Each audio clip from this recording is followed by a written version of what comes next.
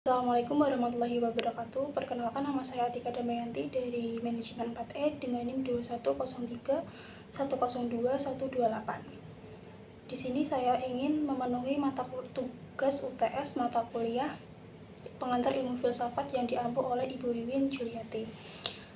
Yang pertama, jelaskan pengertian filsafat, fungsi filsafat ilmu, dan apa saja yang dikaji dalam filsafat ilmu.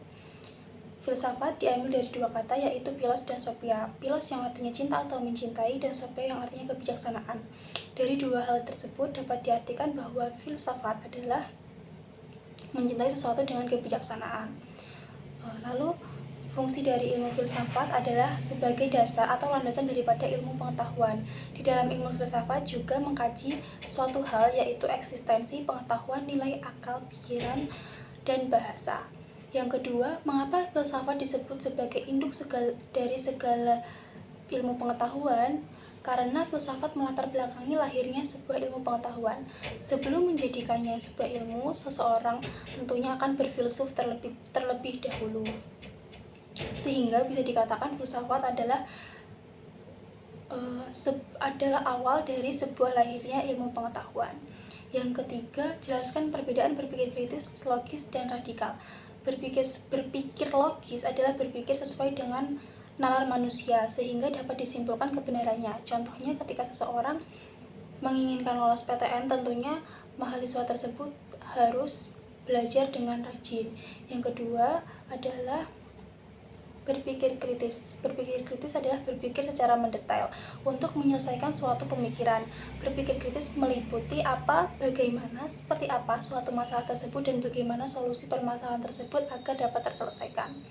Contohnya, seorang kepala toko menerima komplain dari customer, namun tidak diketahui permasalahannya apa, sehingga kepala toko tersebut harus mencari tahu perihal ketidakpuasan customer tersebut. Setelah dicari tahu, ternyata customer tersebut tidak suka dengan pelayanan toko yang terkesan menyebalkan. Maka setelah itu kepala toko mencari cara bagaimana hal tersebut dapat terselesaikan.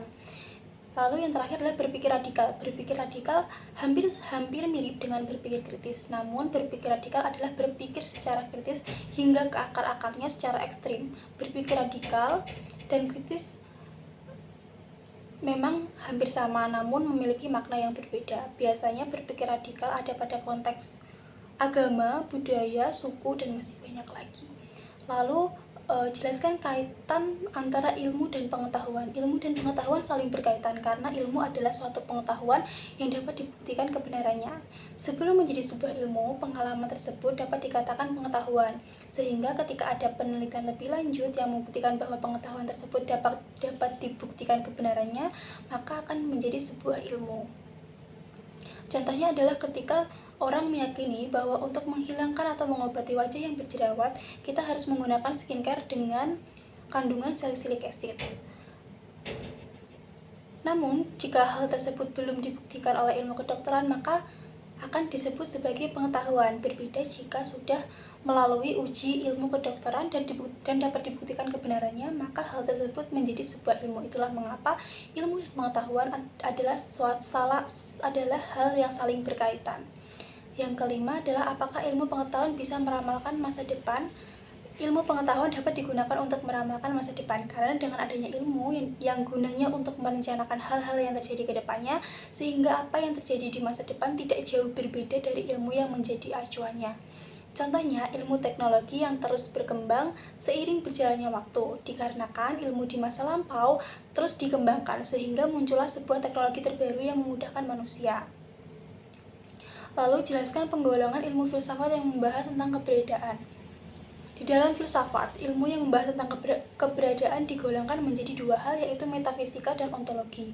Metafisika adalah ilmu yang menyelidiki segala hakikat di alam nyata yang tidak terbaca oleh panca indera saja, sedangkan ontologi adalah ilmu pengetahuan atau ajaran tentang yang berada.